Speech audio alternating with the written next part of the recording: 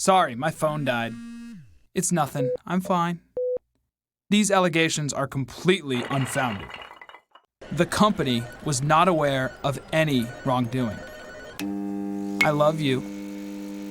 We hear anywhere from 10 to 200 lies a day, and we spent much of our history coming up with ways to detect them. From medieval torture devices to polygraphs, blood pressure and breathing monitors, voice stress analyzers, eye trackers, infrared brain scanners, and even the 400-pound electroencephalogram. But although such tools have worked under certain circumstances, most can be fooled with enough preparation, and none are considered reliable enough to even be admissible in court. But what if the problem is not with the techniques, but the underlying assumption that lying spurs physiological changes? What if we took a more direct approach, using communication science to analyze the lies themselves? On a psychological level, we lie partly to paint a better picture of ourselves, connecting our fantasies to the person we wish we were rather than the person we are. But while our brain is busy dreaming, it's letting plenty of signals slip by. Our conscious mind only controls about 5% of our cognitive function, including communication, while the other 95% occurs beyond our awareness. And according to the literature on reality monitoring, stories based on imagined experiences are qualitatively different from those based on real experiences. This suggests that creating a false story about a personal topic takes work and results in a different pattern of language use. A technology known as linguistic text analysis has helped to identify 4 such common patterns in the subconscious language of deception. First, liars reference themselves less when making deceptive statements. They write or talk more about others, often using the third person to distance and disassociate themselves from their lie. Which sounds more false? Absolutely no party took place at this house, or I didn't host a party here. Second, liars tend to be more negative, because on a subconscious level, they feel guilty about lying. For example, a liar might say something like, "Sorry, my stupid phone battery died. I hate that thing." Third, liars typically explain events in simple terms, since our brains struggle to build a complex lie. Judgment and evaluation are complex things for our brains to compute. As a U.S. president once famously insisted, "I did not have sexual relations with that woman." And finally, even though liars keep descriptions simple, they tend to use longer and more convoluted sentence structure, inserting unnecessary words and irrelevant but factual-sounding details in order to pad the lie.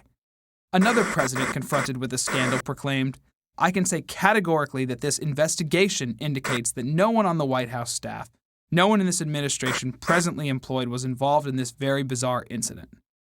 Let's apply linguistic analysis to some famous examples. Take 7-time Tour de France winner Lance Armstrong. When comparing a 2005 interview in which he had denied taking performance-enhancing drugs to a 2013 interview in which he admitted it, his use of personal pronouns increased by nearly 3/4. Note the contrast between the following 2 quotes. First, "Okay, a guy in a Parisian laboratory opens up your sample, Jean-Francis so-and-so, and he tests it. And then you get a phone call from a newspaper that says, 'We found you to be positive 6 times for EPO.' Second, I lost myself in all of that. I'm sure there would be other people that couldn't handle it, but I certainly couldn't handle it, and I was used to controlling everything in my life. I controlled every outcome in my life." In his denial, Armstrong described a hypothetical situation focused on someone else, removing himself from the situation entirely. In his admission, he owns his statements, delving into his personal emotions and motivations.